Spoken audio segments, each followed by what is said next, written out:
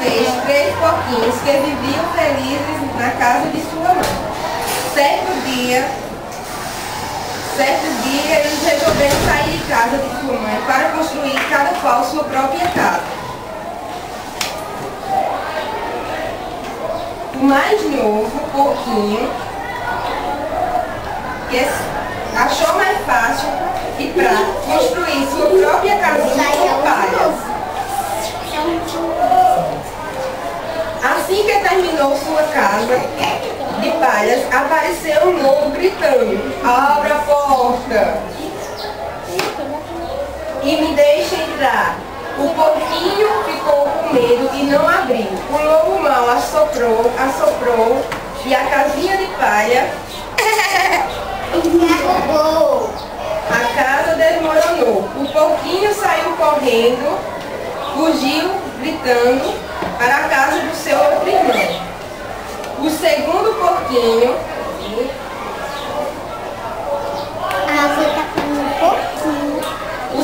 porquinho resolveu construir a casinha de madeira. Quando ficou pronta, o lobo apareceu gritando: "Abra a porta e me deixe entrar."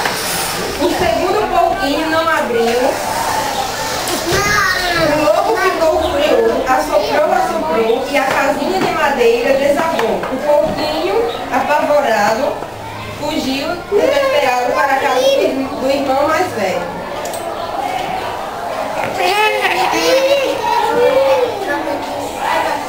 O porquinho mais velho, por sua vez, resolveu construir sua casa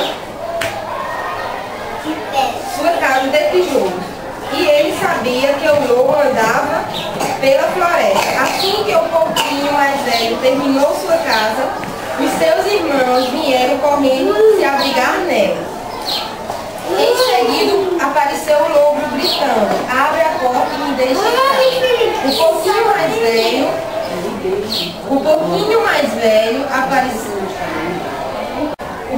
mais velho não abriu a porta, mas depressa o lobo assoprou, mas para desespero, a casa não caiu. O lobo entrou em desespero, subiu no telhado e entrou pela chaminé. E aí escapou.